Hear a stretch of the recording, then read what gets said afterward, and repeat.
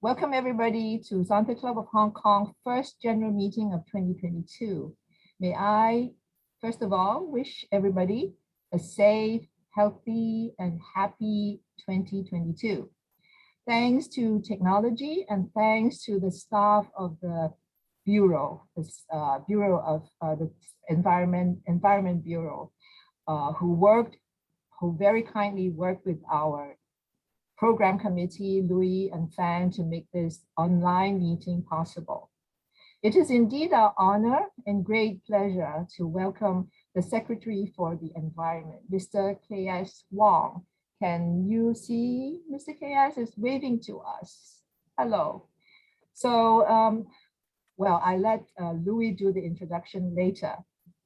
In the audience, we also welcome Mrs. Winnie Teoh, our Santa dignitary, and our guest from Santa Club of New Territories, also an environmentalist, Mabel Mack, and our Sanchen sister, Mrs. Alice Wong, also our prospective member, Karen Lam, and Christine Wu.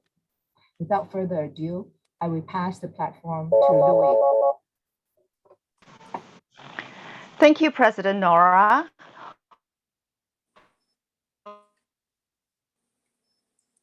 Welcome. Secretary of Environment change is the defining challenge of our time, and it affects each and every one of us. By the end of the change conference, 151 countries have submitted new climate plans, known as the National Determined Contribution, or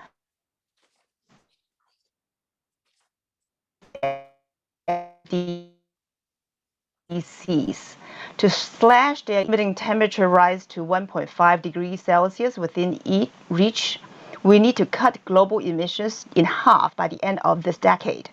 So 2022, the Santa Club of Hong Kong began our program by learning about what climate change is. Not only climate change, it is one of the biannual goals of our club mission. It is also about the ways in which it is occurring in Hong Kong and what the government is doing to combat the problem and how you can help too. So you have already received 4 leaflets on Hong Kong. One is the Waste Blueprint. Another one is Clean Air Plan 2035, Roadmap on Popularization of Electronic Vehicles, and lastly, the Hong Kong Climate Action Plan 2050.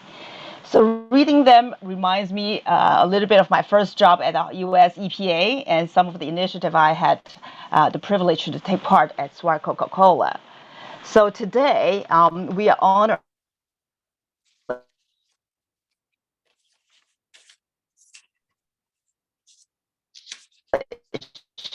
to have Mr. Wong Kam-sing, the Secretary for the Environment of the Hong Kong HKSAR on 1st July 2012. So congratulations on your a decade celebration, huh?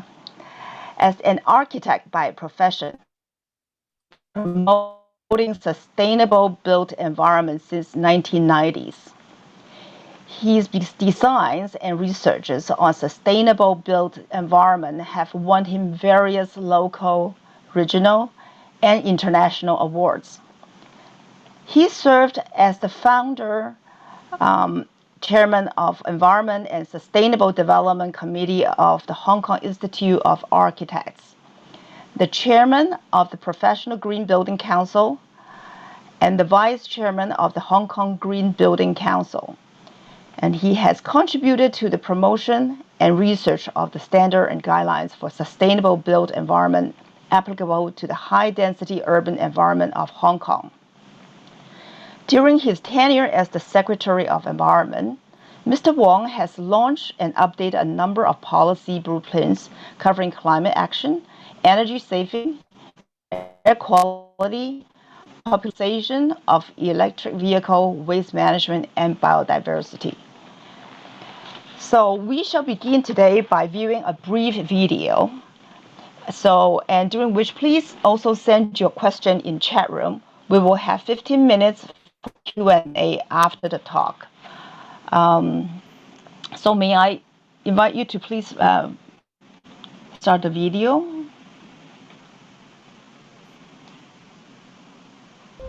Global warming results in extreme weather.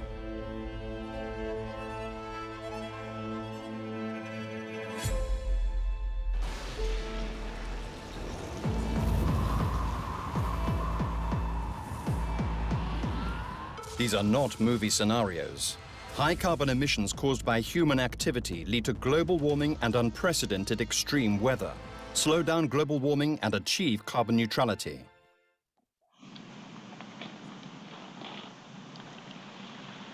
Now, without further ado, may I welcome Mr. K.S. Wong, Secretary for the Environment.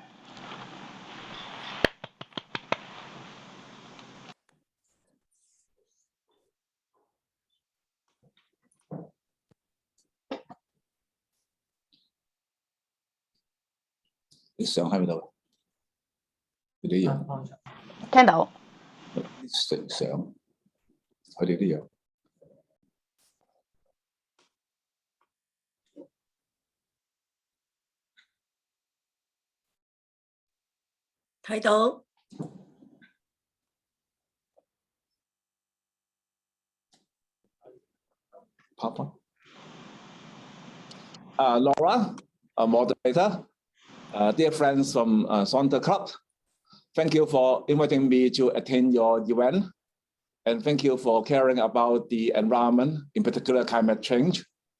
And I hope today I can share with you what the government is doing about climate change, in particular about the carbon neutrality.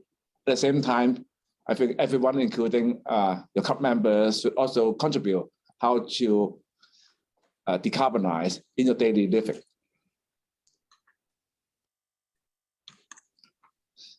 While climate change is a big topic covering climate adaptation, resilience, and mitigation or decarbonization, in view of the time today, I will focus on decarbonization, how Hong Kong can get deep decarbonization towards carbon neutrality before 2050. As mentioned by Nora and the moderator, globally there are different economies setting target towards carbon neutrality.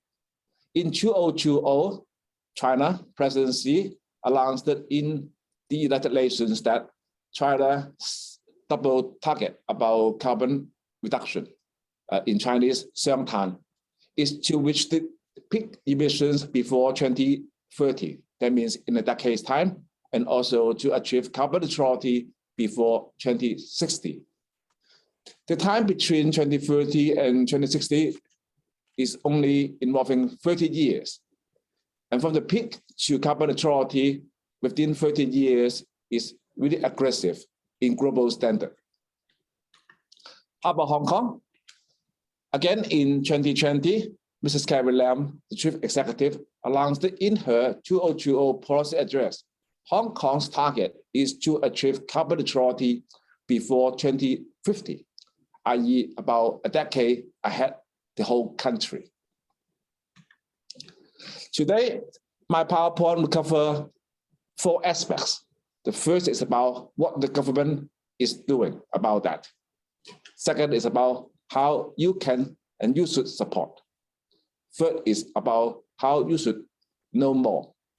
And last but not least, is about how you can contribute, what you should do.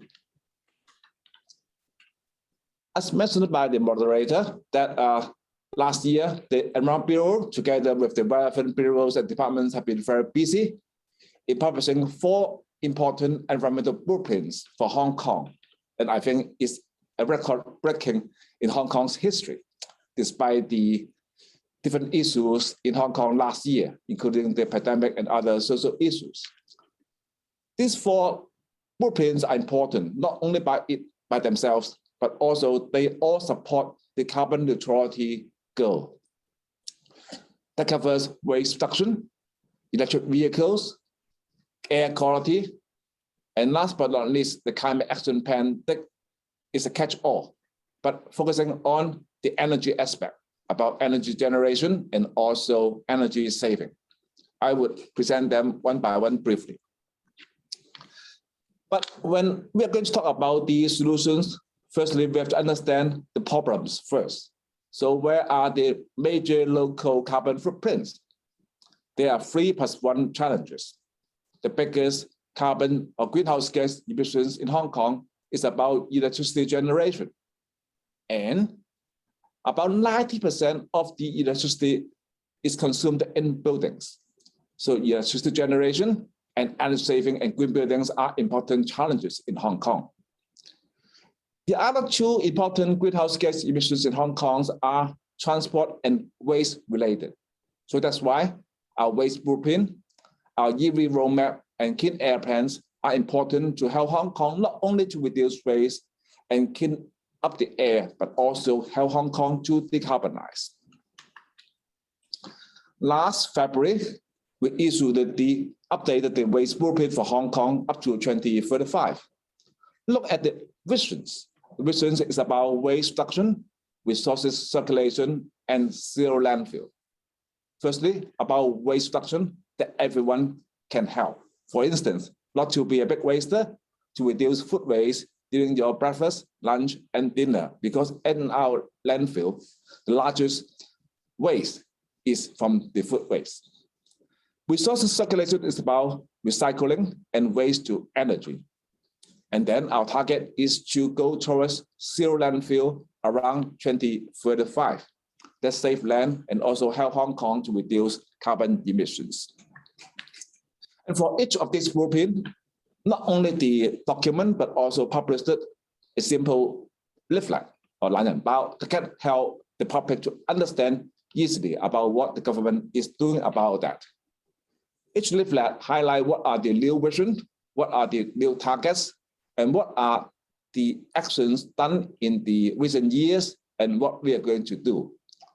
Waste is a very comprehensive topic covering different aspects from food waste, paper waste, plastic waste, glass bottles, and other hazardous waste, etc. So I encourage everyone to look at least the leaflet to understand the problems and how you can contribute. And there are also softwares and hardwares. For instance, at the end of this leaflet, you can see that there are different environmental infrastructures completed in recent years. T-Park, O-Park 1, Y-Park, etc. T-Park is the first incinerator in Hong Kong that helped to turn the sewage sludge into energy. O-Park 1 is the first food waste to energy plant that turned the food and other organic waste into energy. Y-Park is to turn yak waste, including the peach blossom trees that would happen soon during the Chinese New Year, that can turn different types of yak waste and fallen trees into resources.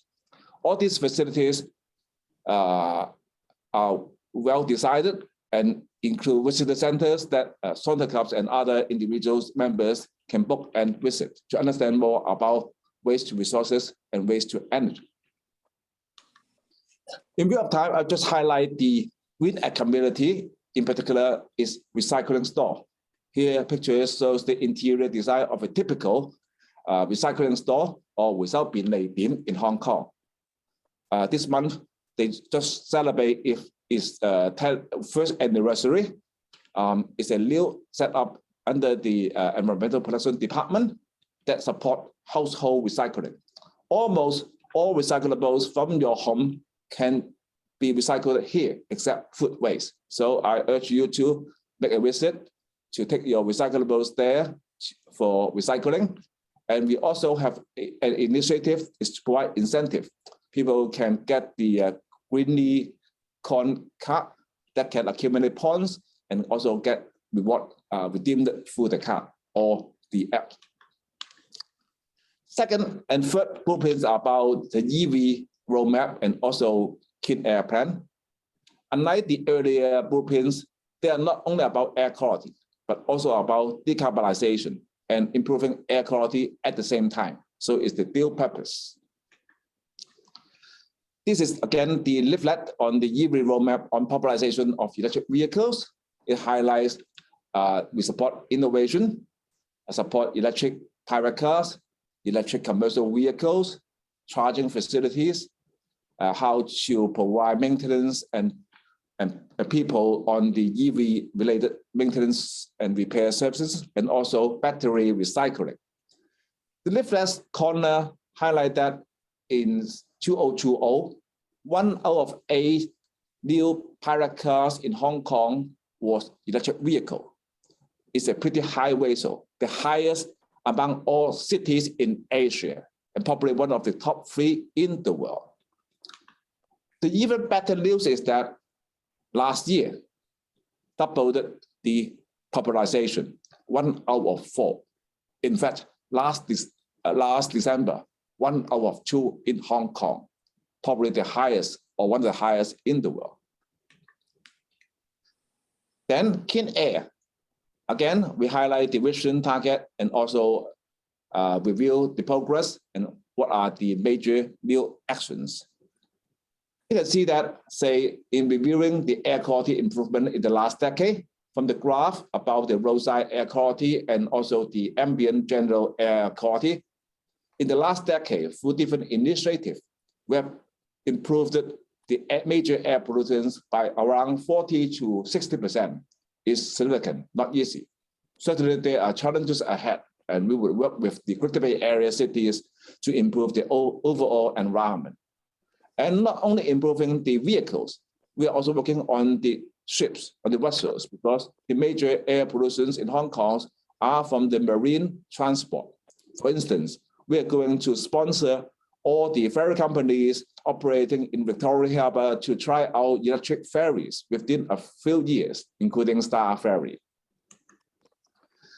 I go hiking, and many of you do similarly during the pandemic. We can see the difference because according to Hong Kong Observatory's visibility data, the visibilities in Hong Kong have been improved by around 80% in the last decade. You can see more blue sky and clear visibility in Hong Kong. And also, if you look at the particulate, the PM 2.5, the picture shows the Greater Bay Area's improvement in the last 10 to 20 years. It's really visible to see the improvement in air quality. At the same time, we decarbonize. The Climate Action Plan 2050 is an update and also a catch-all document covering the 4 key aspects about energy supply, energy saving and green building, green transport, and waste reduction. Again, we have the leaflet, but it's not only about the 4 action items. You can see that they cover net zero electricity generation, energy saving and green building, green transport, and waste reduction. At the same time, we highlight the opportunities in Hong Kong. It's not only about challenges and problems. You can see that there are opportunities in green finance, green economy, green tech, green building, including that for instance, for major new development areas in Hong Kong, like Northern Metropolis, it should be carbon neutral community. How we are going to achieve and push all these policies and initiatives ahead? We set up a high-level steering committee with the government last year, headed by Mrs. Carrie Lam, the chief executive, and attended by all the ministries, ministers, and relevant departments. And we are going to set up a new office under the Environment Bureau, an office dedicated to climate change and carbon neutrality. And we set aside an innovative first ever climate budget on climate adaptation and mitigation initiative, 240 billion on these aspects in the forthcoming 15 to 20 years.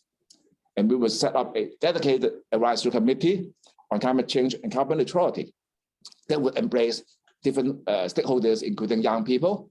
And also we would like to work closely with other public bodies like Saunders Cup and others, because public actions on decarbonization is increasingly important. What's our pathway? These pictures showed our decarbonization journey from 2005 to 2050. While China pledged to reach the carbon peak before 2030, in Hong Kong, we reached our peak in 2014. That's about 8 years ago. During that time, U and B, on average, carbon footprint in Hong Kong was 6.2 tons per year. The latest figure is 2020. Our average carbon footprint has been reduced to about 4.5 tons per year. According to the pathway, we set up a new midterm target that is to reduce Hong Kong's total carbon emissions by 50% before 2035. And if we're going to achieve that, our per capita carbon footprint would be reduced to about 2 to 3 tons per person per year. And then before 2050, carbon neutral. The second part is about what you should support. And I highlight 5 aspects. Firstly, is about the overall zero carbon target. That's about carbon neutrality. And then, as highlighted in the Climate Action Plan 2050, there are 4 key challenges or aspects. Please support net zero electricity generation, energy saving, green transport, and waste reduction. I would elaborate one by one. For instance, Hong Kong is going to increase the local renewable energy and other net zero electricity generation in Hong Kong. Picture shows we are making use of the limited space in Hong Kong and making use of the water bodies in Hong Kong to try out floating photovoltaic panels to generate electricity. And we are going to set a target for the government. We call it the green energy target. That means to improve Hong Kong government's overall energy performance by 6% within 5 years.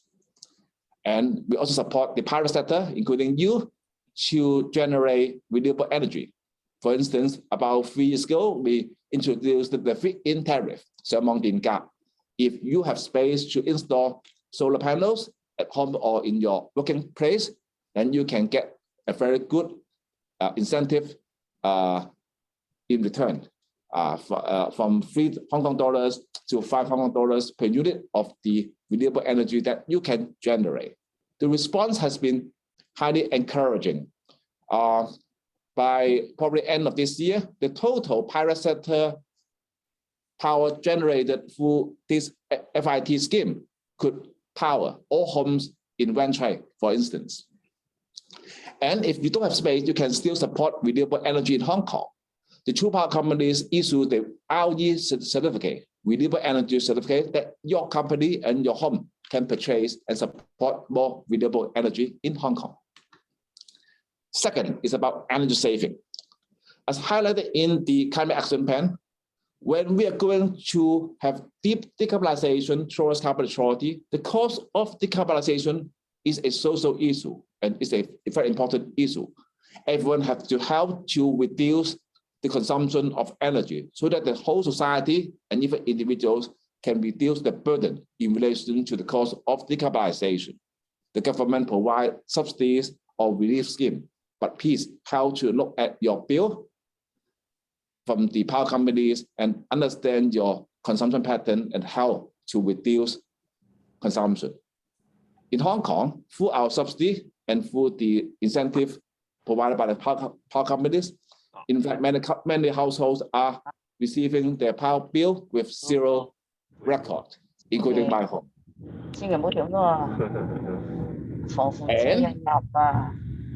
And about green transport, okay, as mentioned earlier, e-pirate cars is increasingly popular, but if you have your companies, please also support the commercial vehicles in Hong Kong. So both pirate and commercial vehicles, including franchise buses, are going to be transformed. One challenge is about the charging facilities. An incentive scheme is provided by the EPD about a year ago. We call it the EV charging at home subsidy scheme that we urge the owners corporations or similar in housing estate to apply for our funding. The response has been very encouraging. Originally, we planned for supporting about 60,000 parking space within 3 years, but within a year, we got applications more than 100,000. So we're going to do more about that so that we could have very easy charging facilities in different housing estates. The fourth aspect is about waste reduction.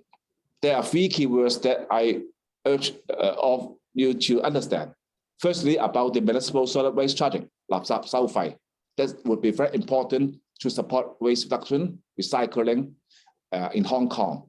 We passed the bill by the lawmakers last year, and this year we are going to talk with the lawmakers about the starting date, the D-Day for implementing the waste charging. So I would look forward to seeing Sonicap and many of you to support the waste charging to be implemented as soon as possible.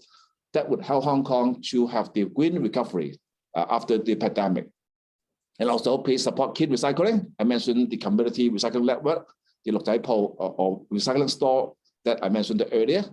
And this picture shows the T Park, the first incinerator in Hong Kong, and we need more waste to energy facility in Hong Kong. So please support so that we can get away from the landfill and turn the waste into resources, including energy. The third is about what you should understand more about carbon neutrality. So I would like to highlight a few innovative or more interesting channels that the Environment Bureau and EPD are doing. Firstly, I wrote blog articles almost every month or 1 to 2 months. That's not only an article, but also including videos, etc., so that it could be easier for understanding. Say last year, there was an article on carbon neutrality. I also invited different people's experts, including young people, to talk about how Hong Kong is moving towards carbon neutrality through energy saving and other measures. I also share an article about how we are going to improve the air quality. For instance, we are in collaboration with the universities and also the Hong Kong Flying Services, renovating the helicopters to integrate innovative equipment so that we can capture the air pollutant data in the air so that we can improve the air quality in Hong Kong. We also introduced the green community, 綠在區, including the recycling stores and also, as I mentioned earlier, the incentive scheme, 綠想, the green corn incentive scheme. We are also working on the plastics because the plastics are not only a waste problem, but also it could pollute the oceans, causing the plastic ocean challenges. The Hong Kong government is doing a revamp about recycling industry in Hong Kong. In the past, it was the free market, but from a year or so ago, the government changed our policy. That is, if the recycling industry is not working, the government would take over. For instance, about plastics, Hong Kong government is going to have the comprehensive recycling on plastic for the entire Hong Kong, step by step, district by district. So the industry would be under Hong Kong's government's subsidy. So the challenge ahead is about how we can collect enough plastic recyclables from your home and workplace. So please help. And last but not least is about the yard waste. The Chinese New Year is coming, and we're going to issue again the regular notices that the EPD is going to collect the yard waste, including the peach blossom tree after the Chinese New Year. And we also set up the Y Park, a new facility just opened last year, is to turn different yard wastes, including those felled trees from construction site and also the trees through the maintenance work by highways department, etc., to turn all the yard waste into resources. And last but not least, waste reduction at source is very important. Last few months, I went to a wet market with Zhong Leung, Corinne Chen. They are also architects to go to do shopping in this wet market without the use of any disposable plastic shopping bag. They carry the wet buckets, 膠桶, that can buy different stuff from the wet market, from fish, crabs, meats, and other vegetables. Pretty interesting. And I also have the Facebook and IG, so please follow them, and they have the most updated information about what we are doing. The picture shows the latest, for instance, news about how we are going to upgrade the energy saving standard for home electric appliances. We are having the new app instead of the physical card for the recycling stores incentive scheme, and also urge people to reduce plastic through BYOB culture. Lastly, about what you should do about climate change and carbon neutrality. You can find more information on this dedicated website, www.climateready.gov.hk. And lastly, there are 4 action items that Sona Club and your members can help. It's about supporting carbon neutrality, support more renewable energy through the FIT and RE certificate, save energy at home and in your workplace, support green mobility and waste reduction at source, and do more clean recycling. Lastly, Chinese New Year is coming. Wish you all in Chinese, 虎虎生风 means is to create a green culture and support the carbon neutrality. The pictures shows me, my wife, and my daughter. The picture was taken about 20 years ago. They are getting more mature now, but wish you all support our initiative.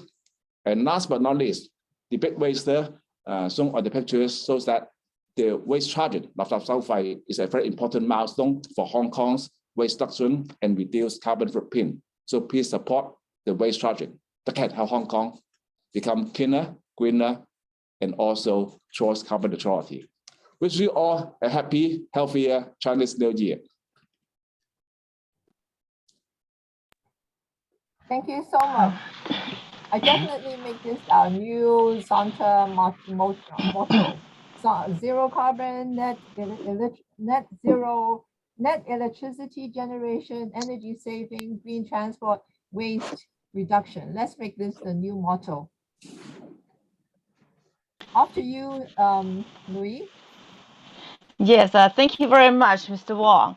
You know, it's very, very great to also know how we can take part as a private citizen to support government's initiative and make contribution. Well, we started today, with one question on the green mobility. As many people in Hong Kong are very eager to catch the technology, apart from actually also supporting the environment. So, I understand some of the buildings in Hong Kong can be old, and then so they don't have the sufficient power. Even though they may have the funding, they don't have enough power to support to install the charging. Perhaps you can actually elaborate a little bit. How can buildings and how can we start from there? Okay, I think it's a very good question, and it was commonly raised from different sources. So that's why we published the Hong Kong's roadmap on electric vehicles popularization that highlights what we are doing, including about how to support the charging facilities. Let me elaborate in a more detailed way. For new buildings, about a decade ago, we already got the incentive scheme. I think Laura understands that better, is that if they are going to get the gross floor area incentive, they would, if they are going to make the car park EV ready, they can get a gross floor area incentive. So that's a very good backbone for Hong Kong, and now we are getting the good result through that incentive scheme. So there are more and more new residential buildings with their car park EV ready. But your question is very good, is that in the older estates, they did not have the EV ready infrastructure. So what would be the situation? For our incentive scheme I mentioned earlier, we asked the estate to do 2 steps. One is to ask the respective power companies to check their power availability. In fact, as mentioned earlier, we got very good response. and more than 500 housing estates at different ages got the testing by the power companies. In fact, even the oldest estates will find that their power availability is in fact good enough. So we think that the power shortage or insufficiency in the older estates is more a myth than a reality. Anyway, that we have already got the policy is that the true power companies would try to help all estates in Hong Kong in case if their power availability is critical, they would help to upgrade the infrastructure to enable them. But I think, in fact, through our survey, through the more than 500 estates application in the past year, the shortage problem is in fact more a myth than a reality. Thank you. Okay. Well, thank you very much. Our next question is, with the COVID and Omicron outbreak, many of us actually have gotten used to online ordering and delivery to home. Is there any guideline issued by the government to logistic companies in terms of reducing waste in packaging and wrapping of delivered products, etc.? You know, as a consumer, especially those actually in quarantine as well, you know, they're going through so many plastic containers. So as a consumer, we have very little control in terms of wrapping and packaging good. But I still think there are something we can do. Okay, certainly the pandemic is causing challenge to Hong Kong and other places in the world.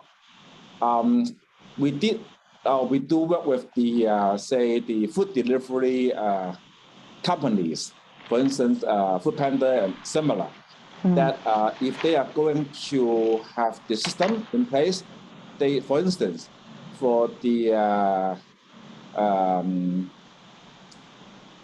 chopsticks and other, say, spoon, fork, etc., they would offer the option for the consumers to choose whether they would need that or not. So it's a kind of system that can help to reduce the waste, in particular the single-use plastics at source. But I would like to say that even though during the pandemic, there are certain types of waste generated in a more or higher ratio, but overall, we hope that the pandemic would be a short-term duration.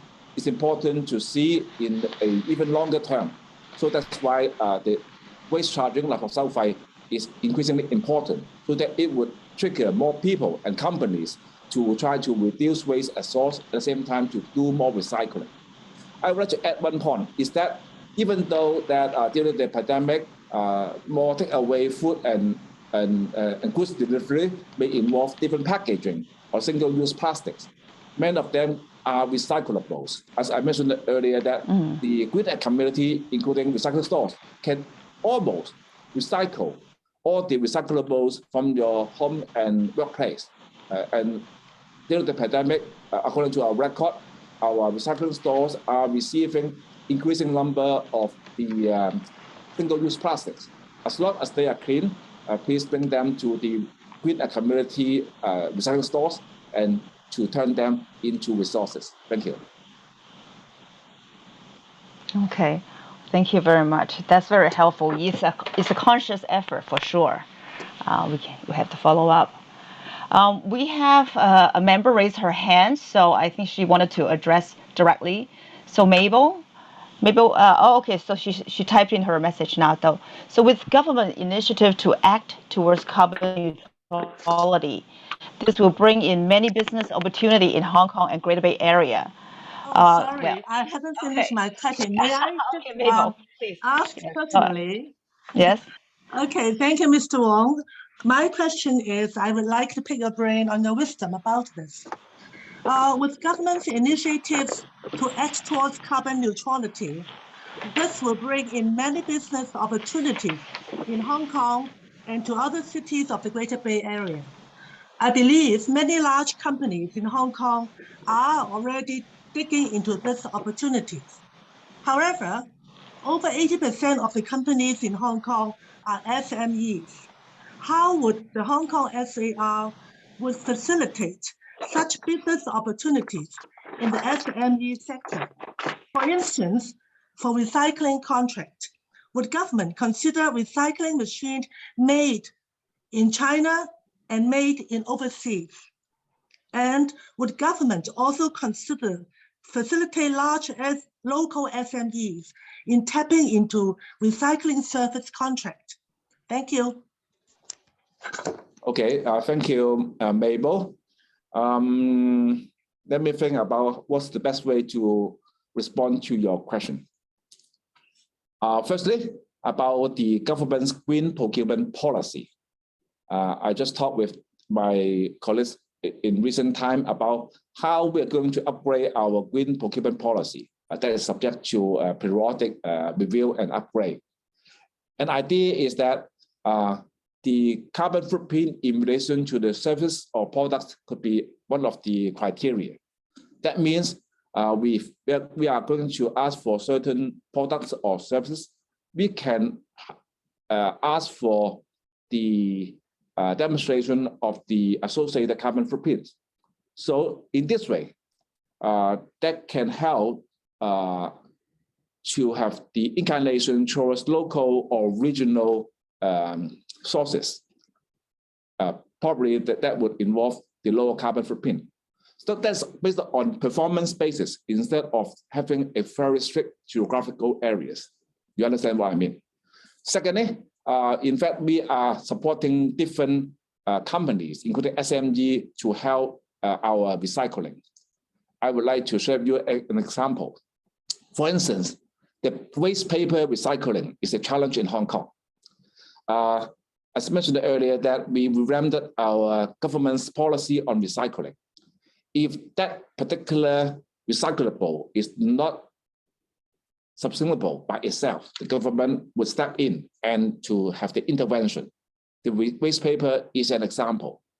And through our contracts, we support about 10 to 20 waste paper related companies to provide service to the Hong Kong government that involve large, medium, and small operators.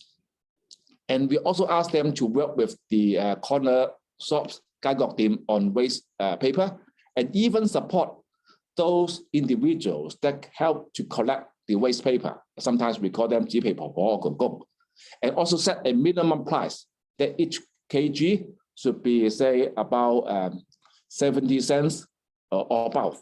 That is to be caring and also to support the recycling industry. So that demonstrates example through the EBD's initiative that could help different ranges of companies, including SME, and even individuals at the grassroots levels could be taken care of through the initiative. I think there are more similar initiatives under the EPD following that mindset. Thank you, Mabel.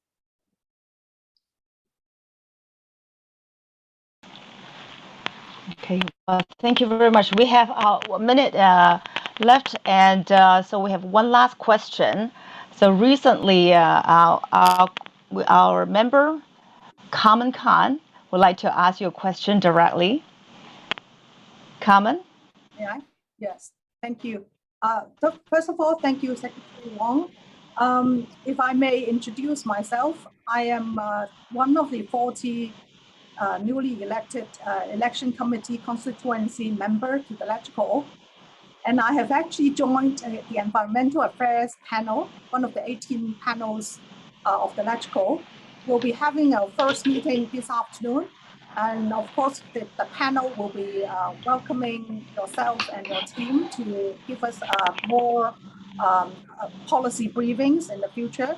But just on the point about municipal solid waste, MSW charging, you said you would go back to the electrical, and you mentioned to the press there will be an 18-month period of grace period. So what's the relation between this grace period and the parts that you are going to go back to the electrical? Has it commenced yet? Are you saying the commencement day need electrical to give you a date, and then the 18 months? And what are you going to do in the 18 months to give more incentive for recycling on top of imposing the charges? I think you would agree from from an incentive perspective, it's always more effective to encourage the public, the citizens to participate in recycling rather than imposing charges. Over to you, please. Okay, thank you, Carmen. I welcome the new lawmakers, and also you are going to join the electrical environmental affairs panel. So I welcome you, Carmen. Regarding the waste charging, I would like to clarify that there are two periods. One is the preparation period, at least 18 months. It's not the it's the preparation period for the government and also the relevant stakeholders to make preparations to support the charging scheme to be in place. So that started from sometime last year. And if we count 18 months, that would be up to around mid-2023, okay?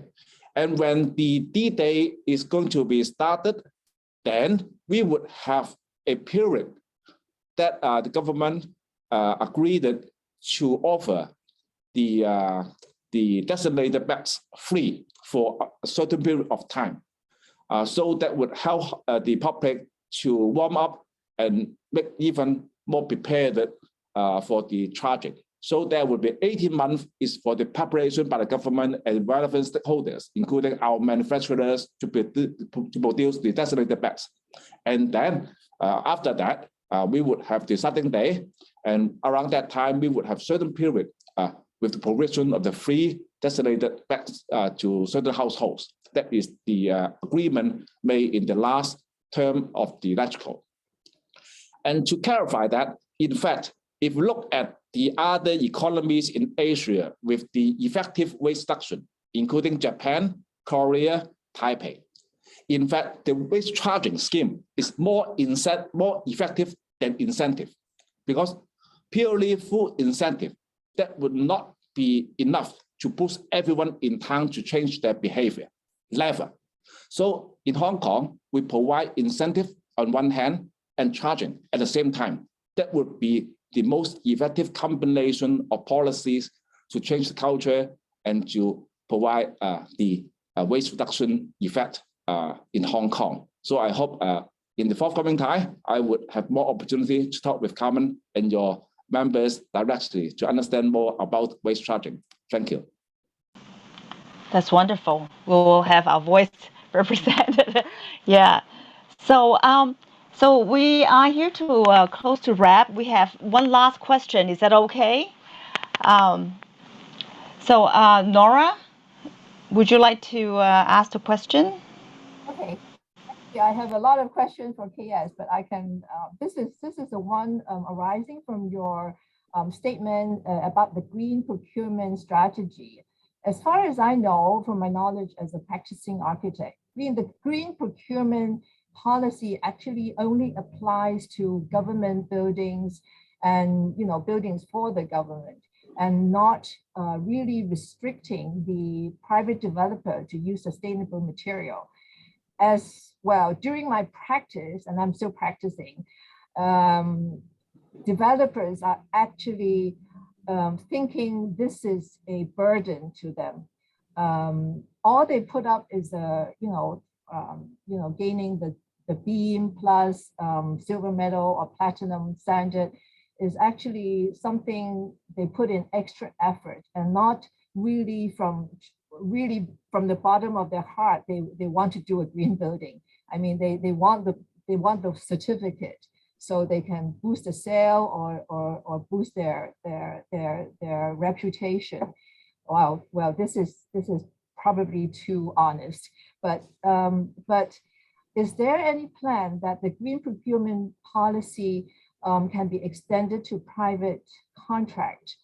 And also, as far as I understand from Chapter 133,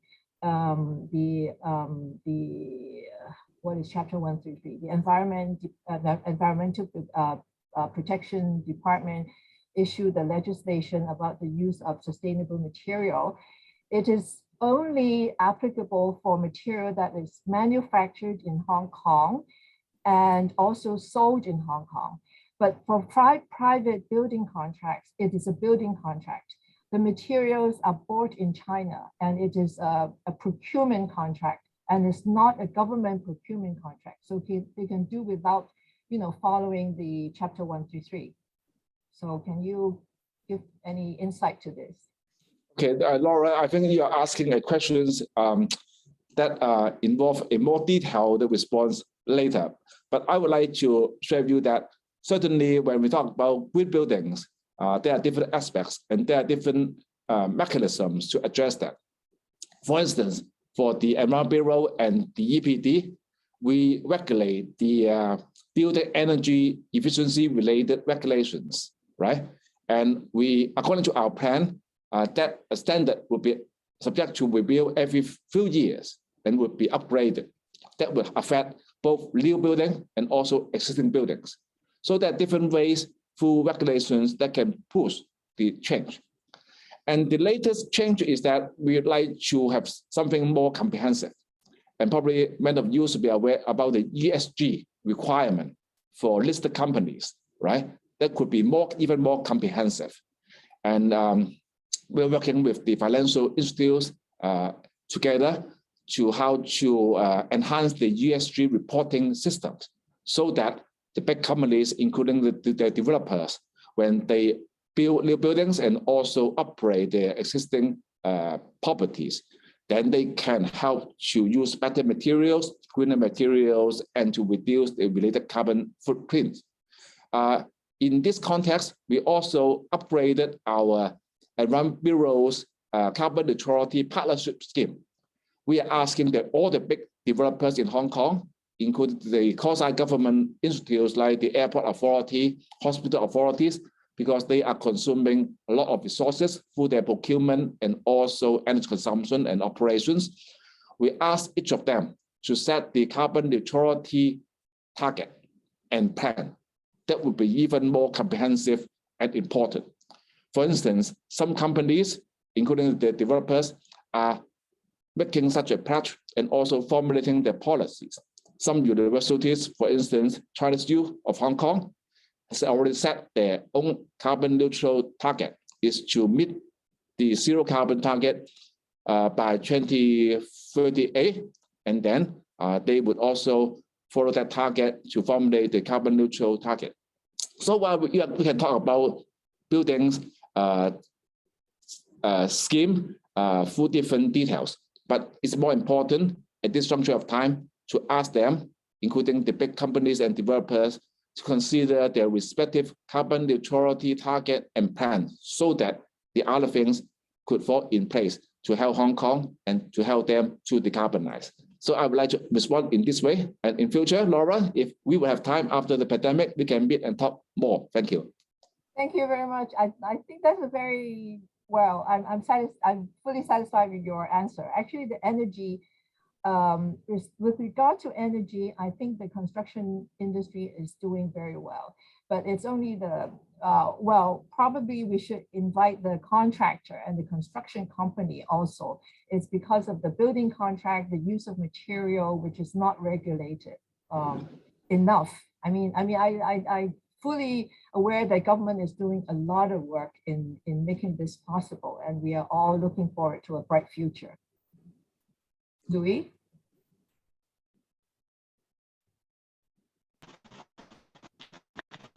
Well, thank you very much. We touch on what a corporate